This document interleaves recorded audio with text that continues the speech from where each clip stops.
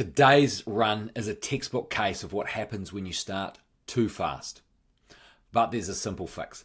So today we're looking at Jess Bray's first ever park run in Dunedin. Now the Dunedin course is a reasonably hilly course, and Strava, because of her privacy settings, we don't see the opening portion of it. It looks like she started over here.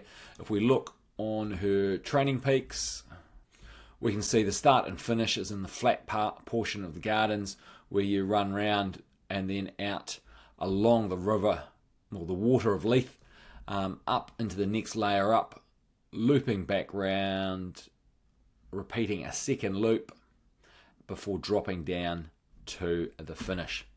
Now Jess's pacing disruption is relatively obvious. If we look at the pacing times over here, splits of 4:01, 4:05, 5:06 basically, 4:57, and then the last one, it's a little bit short, but that works out at being a 4:33 for the final kilometre. The first 2 kilometres were fast and controlled on the flat terrain down in the bottom of the gardens, with a 4:01 and 4:05. The third and fourth kilometres was a major slowdown with a 5:05 and a 4:57, and then the final kilometre with a partial recovery with a 4:33. And you can see it's a net downhill leading to the finish. The pattern screams she started at her PB pace on the flat, then paid for it on the kilometres with the hills. Even if Jess didn't feel like she was overcooking it, the terrain plus her early intensity likely tipped her over what she was able to sustain as her threshold. But if you also look at her comment, she was also suffering with a bit of a cold, combined with the fact that the course isn't exactly flat. So that's understandable. The course profile explains the slow kilometres. You can see these big climbs each lap in the top part of the gardens, but not all of it. You've got the big vertical change in the third and fourth kilometres, which obviously are going to cost some time. But what's important is the slowdown is very large, more than 60 seconds in the third kilometre. Even with the downhills that are included in those kilometres, the split stays slow. So yes, it's hills, but the size of the fade suggests either the climbs were too steep and momentum breaking, and or Jess was already accumulating fatigue, possibly from her cold, as well as the lactate from the opening pace.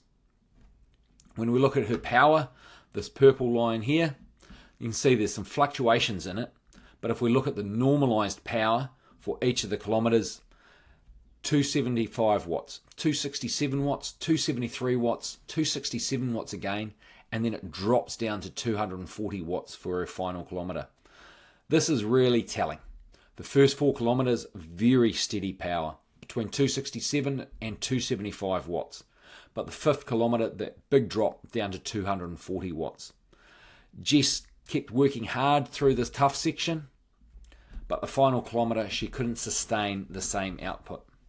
So even though the pace in the 5th kilometre improves, the power drops, which suggests that her speed is coming from the terrain assistance, this net downhill, or particularly the net downhill from in the final kilometre. There is a little bit of uphill there, but it's an overall net downhill, and or a reduced ability to push due to fatigue and possibly from her cold. It's a classic sign of late race fatigue. When we look at her heart rate data, this red line here, it looks messy. Looks nice and stable, but when we look at the data with each lap, her first kilometre was an average of 166 beats per minute, maxing out at 182. And I suspect that 182 was right at the end of that first kilometre, right there. Her second kilometre averaged 186 and maxed out at 191. Once again, as she's hitting the base of this hill, somewhere around here. But we can see that data max of 191 there. The third kilometre, average of 172 maxing out at 190 still. The 4th kilometre, 172 average with a heart rate max of 180. And the 5th kilometre, it was down to an average, the average had climbed up a little bit to 174, but the max was dropped down to 182 beats per minute. This hints at early redlining, pushing that pace early on the flat, and then really giving it a good push on that hill. The standout is the 2nd kilometre with an average heart rate of 186, which is massively high for an average heart rate, even for Jess, and it's significantly higher than the other kilometres in this event. That could be due to a sensor error or a big spike, and as we can see, there is no big spike in the data. So it leads me to believe it was genuine early redlining whilst trying to hold on to the pace and also pushing the effort up that incline. Either way, it supports the idea that the athlete's intensity was very high early on in these opening kilometres, which increases the chances of a mid-race slowdown once the course hits the hills. The most likely narrative, putting it all together, is that Jess went out too fast on those flat opening 2 kilometres with a 4:01 and a 4:05, hit the climbing section through the 3rd and 4th kilometres and couldn't maintain pace. Now we know the hills are going to slow you down.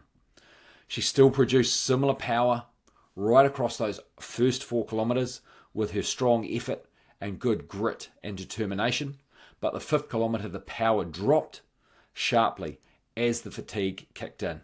Her pace improved due to more favourable terrain, particularly in the last 500 metres with that downhill section, not through increased effort. Coaching takeaway from this is that there's a perfect case study for the fact that the Dunedin PARKRUN is not a course you can bank time early in.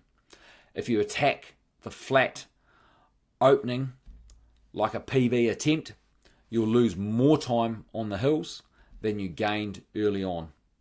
A better strategy would be a slightly calmer first 2 kilometres, 5 to 10 seconds slower, maintain her power and her rhythm on the 3rd and 4th kilometres, and preserve enough to push that 5th kilometre. Now this was Jess's first ever parkrun. She ran a 22:36, green leaf indicating that this was her first run at the event. You can see she has done it many times since, and next week we're going to look at her PB on the course and how she ran it a lot quicker and what she did to get down to 22:41. And if you want more parkrun breakdowns like this, subscribe to the channel, and if you're ready to take your running up a level, check out my parkrun kickstart plan. The link is below in the description.